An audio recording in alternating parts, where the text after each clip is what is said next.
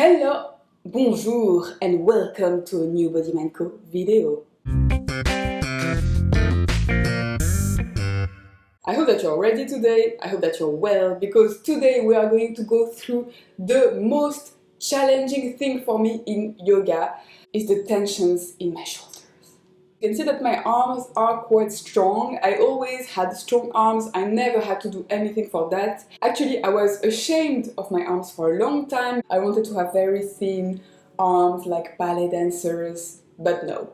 And something that has always come with this strength, which I now also learn to appreciate, is the tensions. So I have very strong arms, I have a very strong back, but I also have a lot of tensions that will be building easily around my shoulders.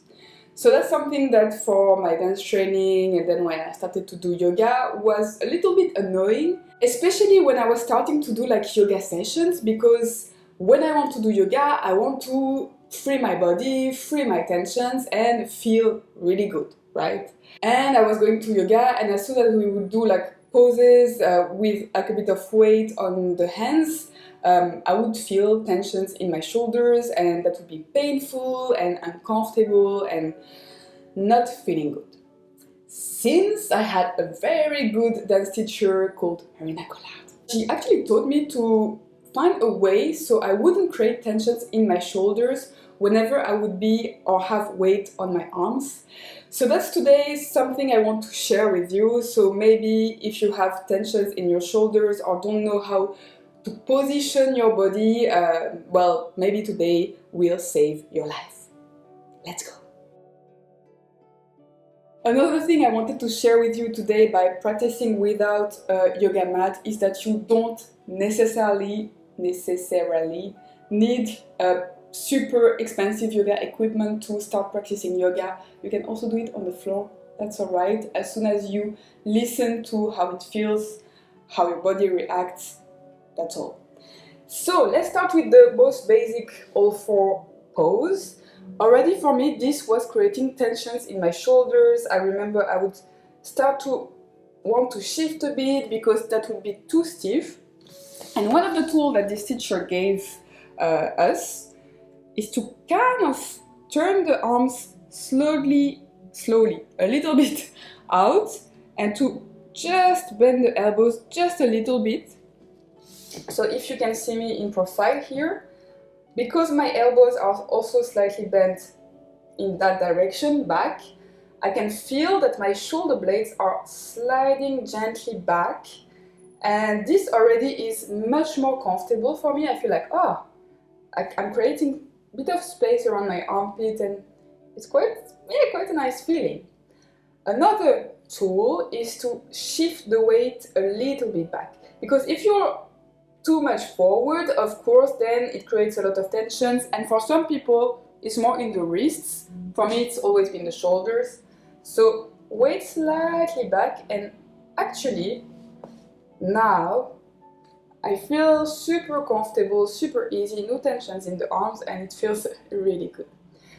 But when we are going, for example, in the downward dog pose, we want to keep that weight back, because if I'm too much forward, you can see that, you know, like it's again a lot of pressure for the joints in my arms. But if I keep that directions of my arms and I imagine that my pelvis is floating but up, but also back, and my heels of course attracted to the ground, they don't have to touch the ground, then again my arms are free enough, and this feels much better than before. The last thing is the plank. So maybe this is the most challenging for people. Same idea. So my elbows slightly bent, shoulder blades are getting closer to each other, sliding at the back, and long leg, and I imagine that my heel is being pulled back. So again, my weight is not too much on my arms, it's also shared with my feet. And of course I will have to engage a little bit my stomach, so I can find a plank, but again have this idea of a long spine and of the shoulder blades sliding back and breathing and coming back, and always releasing after these exercises in the child's pose. It's an opportunity for your body to recover and slowly rolling back up. And I keep saying and this is something I didn't learn it overnight. It took me a lot of repetition, a lot of not understanding, trying out, failing, and at some point the magic happened. So this is something I would recommend if you also suffer from some pains in the joints, shoulders, elbows, wrists. Just practice, try to find a way to shift your weight so you are slowly becoming more comfortable, you're slowly using the right muscles in a way, and you are finally enjoying the yoga session. It was a pleasure to share this with you today. Don't forget, please, to subscribe, to like, to leave a comment so we can boost YouTube algorithm, and I can see you next time with a lot more people. Merci, thank you for watching, and see you next week.